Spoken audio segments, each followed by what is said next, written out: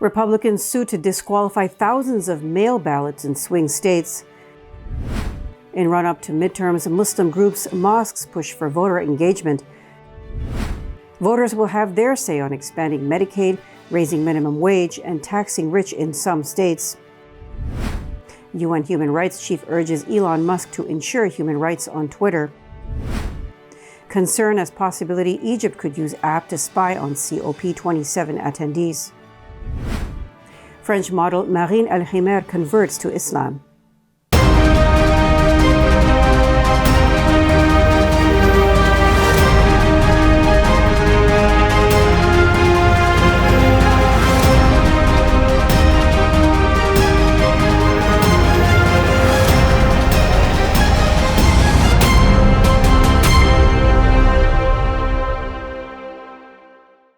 From Chicago studios, this is the Muslim News on Muslim Network TV. Assalamu alaikum, I'm Samana Siddiqui. Our top story tonight. Republicans in 3 battleground states are pushing to disqualify thousands of mail ballots after urging supporters to vote on Election Day. Critics are calling the move a concerted attempt at partisan voter suppression. Pennsylvania's Supreme Court has agreed with the Republican National Committee that election officials should not count ballots without a date on the outer envelope. That's even if the ballots arrive before Election Day. Thousands of ballots have been set aside as a result, which could swing a close race. In Michigan, Christina Caramo, the Republican nominee for Secretary of State, sued the top election official in Detroit last month. Caramo is seeking to toss absentee ballots not cast in person with an ID, despite not being required by state law. Caramo's lawyer declined to say why the suit targets Detroit, a heavily Democratic majority black city, and not the entire state. Republicans also won a court ruling in Wisconsin that will prevent some mail ballots from being counted when the required witness address is not complete. Current and former presidents rallied voters in Pennsylvania last weekend ahead of U.S. midterm elections on Tuesday. President Joe Biden and former President Barack Obama rallied for Senate candidate John Fetterman and gubernatorial nominee Josh Shapiro on Saturday. Former Republican President Donald Trump came out to support celebrity Dr. Mehmet Oz, who is vying for the state Senate seat against Fetterman. Republican State Senator Doug Mastriano is running against Shapiro. Trump held his rally at the Arnold Palmer Regional Airport just outside of Pittsburgh and asked voters to back Republican candidates on Tuesday. Democrats are eyeing their best opportunity to gain a Senate seat by flipping Pennsylvania, replacing retiring Republican Pat Toomey. Fetterman and Oz are locked in a fierce battle. Fetterman's lead has waned after he suffered a stroke in May, and the visible effects of his health condition became a target for Oz. Members of the Islamic Society of Fargo-Moorhead in North Dakota are helping educate people about misperceptions about Islam. The effort stems from the recent vandalism at the organization's Islamic cemetery, which left the Muslim community fearing it was a targeted attack. 2 weeks ago, someone broke into an abandoned building used to store concrete vaults for Muslim burials. The damage was discovered by a gravedigger working at the cemetery on October 22nd. 5 vaults were damaged badly and shattered to pieces, resulting in $5,000 worth of damages. On Sunday, the mosque opened its doors to members of the community to raise awareness and to help educate people about Islam. Hundreds of people, Muslim and non-Muslim, flocked to the mosque for food and fellowship. Nada Al-Hanuti, a community organizer, insists local city council politics holds as much power as elections on the national level. Al-Hanuti cites voter outreach efforts in southeast Michigan in 2021. These helped elect Dearborn's first Arab-American mayor, Abdullah Hammoud, and 4 council members endorsed by Muslim organization MGAGE's Michigan chapter. Newly elected Councilman Mustafa Hammoud introduced a resolution this year making it possible for the city to provide ballots and election instructions in Arabic. The city of Hamtramck, also in Michigan, followed suit. These are part of wider efforts to engage Muslim American voters in Tuesday's midterm elections. Groups like the Georgia Muslim Voter Project, Latino and Muslim Unity in Southern California, MGAGE, and CARE have been reaching out to these voters in various ways. They have hosted candidate forums at mosques, knocked on doors, and held community events to encourage early voting and voting on Election Day. Currently, there are more than 190 elected Muslim officials in the U.S., with 29 Muslim state legislators nationwide across 18 states. A host of measures related to healthcare and finances are among the numerous initiatives on the ballot in the U.S. midterm elections on Tuesday. Voters will decide whether to expand Medicaid in South Dakota, increase the minimum wage in Nebraska and Nevada, and raise taxes on the wealthy in California and Massachusetts. Arizona voters will also tackle a measure addressing medical debt. Kelly Hall, executive director of the Fairness Project, said Americans are having trouble making ends meet as inequality increases. The group is backing a number of ballot initiatives aimed at easing the burden for working people. UN Human Rights Chief urges Elon Musk to ensure human rights on Twitter. Details after the break, so stay tuned, and we'll be right back after these messages.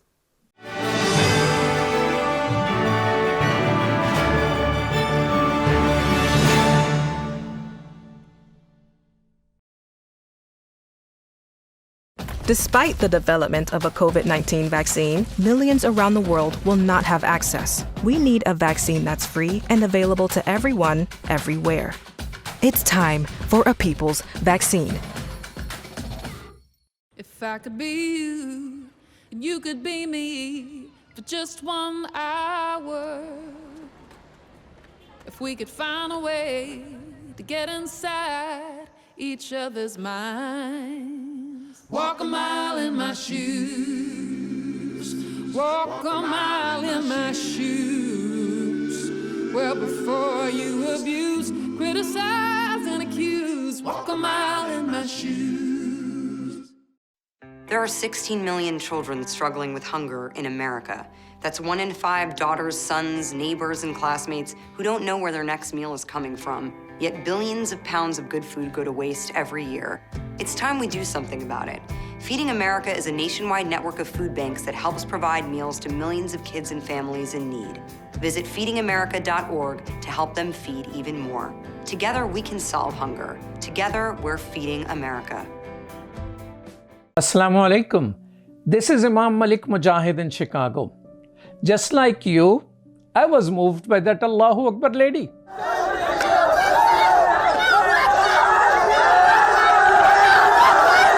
She stood her ground, fearful of none, for her hijab and for her education.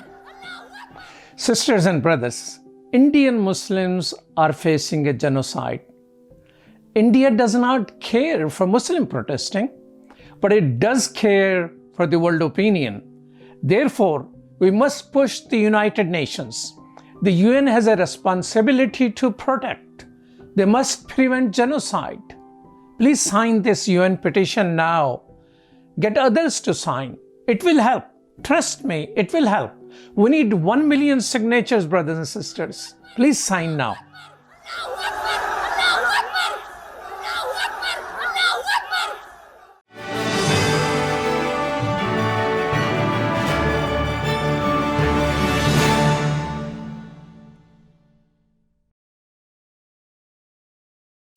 Welcome back.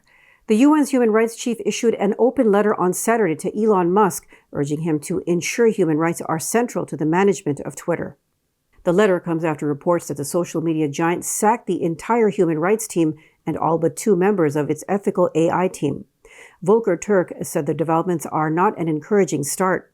He wrote, like all companies, Twitter needs to understand the harms associated with its platform and take steps to address them. Turk set out fundamental principles from a human rights perspective that need to be central, starting with the protection of free speech globally. He urged Twitter to stand up for the rights to privacy and free expression to the fullest extent possible under relevant laws. He also urged Twitter to report on government requests that would infringe on those rights transparently. A 3-day conference entitled Our Vision for Liberation in Palestine began Saturday in Istanbul, Turkey. Hassan Turan, a lawmaker and chairman of the Palestine Committee at the Grand National Assembly of Turkey, said Palestine is a fundamental problem in the world. He said Israel is occupying more and more Palestinian lands every day, while global leaders aren't paying attention. The conference is hosted by the Center for Islam and Global Affairs at Istanbul Sabahattin Zaim University. Turan called Palestine a litmus test for the whole of humanity. He urged all conscience keepers and those who stand for freedom and justice to side with Palestinians. More than 24 scholars, activists, and journalists are attending the conference. About 1,000 business, political, and military figures have returned to Afghanistan. Shahabuddin Dilawar is head of the Commission for the Return and Communications with former Afghan officials and political figures. He told Tolo News that number includes many former ministers, governors, and generals. Dilawar asked Afghan political figures and investors to return to Afghanistan to participate in the nation's growth. Political experts say the Afghan government should consult with the returning figures on various issues facing the country. Pakistan's Imran Khan welcomed Prime Minister Shehbaz Sharif's call for a Supreme Court Commission investigation into the assassination attempt against him last week. The former premier urged a probe into his allegations that senior government and military officials were behind the attack. Khan said the march he was leading before the attack will start moving toward Islamabad under the leadership of party vice chairman Shah Mahmood Qureshi on Tuesday. Meanwhile, Khan will remain at the hospital in the city of Lahore, where he is recuperating from his injury. The former prime minister questioned the delay in the registration of FIR regarding the assassination attempt. He said the case should be registered against the current prime minister, interior minister, and a senior intelligence official for hatching a conspiracy to kill him. As nearly 100 heads of state began meeting yesterday for a UN climate summit in Egypt, concerns about surveillance by the government have surfaced. The COP27 negotiations are being held in the Red Sea resort of Sharm el-Sheikh. Climate campaigners and digital privacy advocates have expressed alarm over revelations that the official COP27 app could be exploited by the Egyptian government. They fear the app could be used to spy on users. That includes domestic dissidents and outside critics of the Egyptian regime's brutal human rights record. Britain's ruling Conservative Party has reportedly dropped the move to accept an official definition of Islamophobia.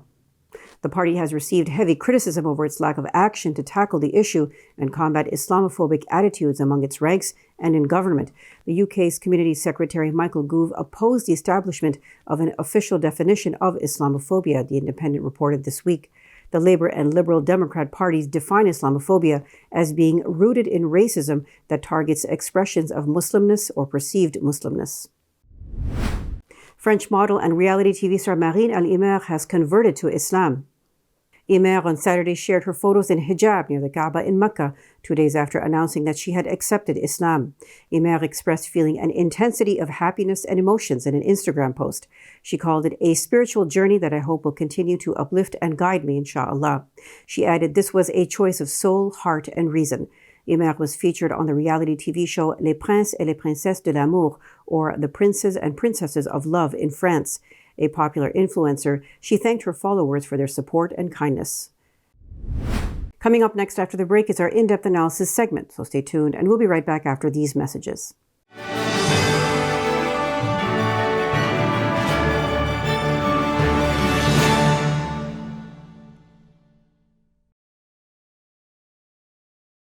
Despite the development of a COVID-19 vaccine, millions around the world will not have access. We need a vaccine that's free and available to everyone, everywhere. It's time for a people's vaccine.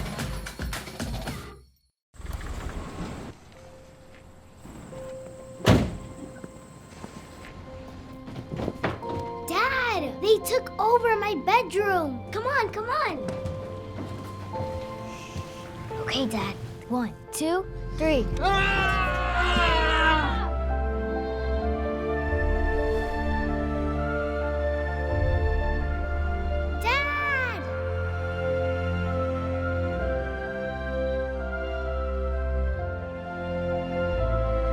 You saved me.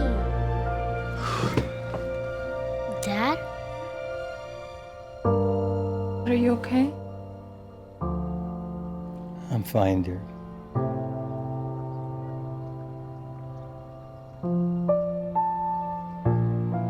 Your hero needs you now, and AARP is here to help.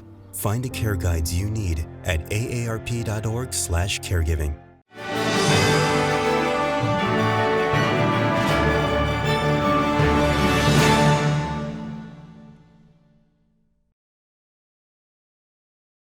Welcome back. It's time for our in-depth analysis segment. Let's watch. Now we move to a discussion of an issue that impacts every single person living in this country, and that is healthcare. What do the American people think of our healthcare system? This is an issue that we have discussed and debated for decades in our country, and that discussion is still ongoing. And there's a new poll out that gives us an understanding of what the American people think about their healthcare system, especially in the wake of the pandemic. To discuss this issue, I'm happy to welcome back a very special guest, Dr. Jim Kahn. Dr. Kahn is a professor of health policy at the University of California at San Francisco and an editor and blogger at Health Justice Monitor. We're very happy to have him with us. Dr. Khan, good afternoon. How are you? I'm doing okay. Thanks for having me on. Thank you so much for joining us. So, Dr. Khan, I want to start by asking you a question that is perhaps a somewhat easy one for you, but a lot of viewers may not know this. What are the major differences between the American healthcare system and other healthcare systems around the world, in particular in Europe, for example? Well, the big difference is how we pay for healthcare. In the United States, we have a highly varied patchwork of health insurance. We have a lot of people covered through private insurance, usually obtained at work. We have a wide variety of public programs such as Medicare and Medicaid and many others. And there are quite a few people, about 10%, who are uninsured. And then another major difference is that for people who are insured, the cost sharing requirements, that is deductibles, the amount of money that people need to pay at the beginning of the year before the insurance even kicks in, can be quite high, $2,000 to $5,000. Plus, there's all sorts of cost sharing even after the deductible. And so as a result, you have a variety of very different health plans. Again, some people uninsured, and the cost sharing is very substantial. This is very much in contrast to other wealthy countries, such as in Europe, Australia, many parts of Asia, where everyone is covered with a single coverage plan, a single benefit mix that's applied across the board and has very low cost sharing. This is a huge difference in day-to-day access to healthcare. Everyone has equal and excellent access. Dr. Khan, thank you for that summary. That's a complicated issue, and you summarized it very quickly and shortly and concisely for us, so we appreciate that. Now, moving on, what do the American people think of our healthcare system? I understand there's a new poll out about this issue. Can you give us some of the highlights? Well, we already know from past work that Americans are dissatisfied with health insurance compared to how citizens of other countries, other wealthy countries, feel about their health insurance. There have been comparisons going on for many years. But what's new about this poll is that the level of frustration with the health system and with health care is really, really high. For example, the poll asked, how well do you think your healthcare in general is working? And more than half, 56%, say that it's working not well or not well at all. And in contrast, only 12% thought that it's working extremely well, and another 32% said that it's working somewhat well. So again, the majority are highly dissatisfied with how healthcare is working, and that's partly because doctors and nurses are stressed out these days after COVID, but it's mainly because of the insurance barriers that people have to getting healthcare. The results for other kinds of care, like mental health care and nursing homes, is even worse. People are more frustrated in those areas. So, Doctor, can you tell us more about that, about why people have these negative feelings, and what are those insurance barriers and difficulties that have led people to experience problems and then have a negative view of our healthcare system? What are some of the issues with the insurance system? Well, you can imagine, let's say it's January, your new coverage year, and you don't feel well. You'd like to go to the doctor, but you're still very much in the deductible period where you know that all expenses that you pay to go to the doctor, go to urgent care, go to emergency department, all of those expenses come out of your pocket. And so you do a calculation and you say, well, am I willing to spend $150 to see the doctor, possibly more with tests, maybe several $1,000s to go to the emergency department? It's like, I don't feel that sick. I think I'll tough it out.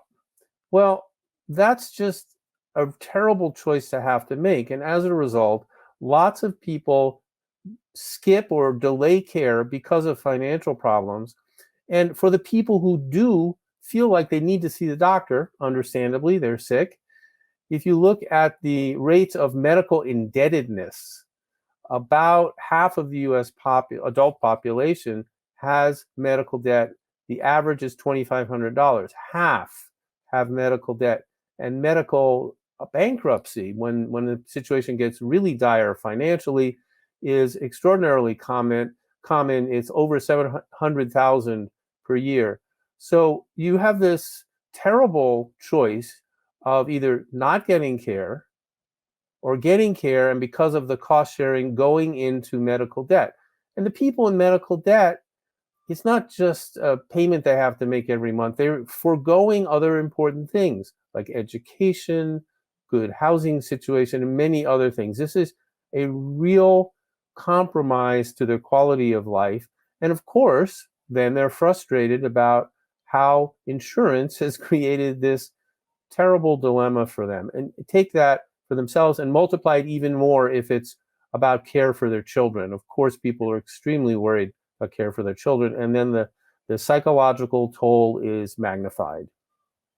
Now, doctor, if I can ask you this off the top of my head, other people, have you ever had occasion to try to explain the American health insurance system to Europeans? And if so, are they confused when you have to explain to them copays and deductibles and caps and out of cost pockets?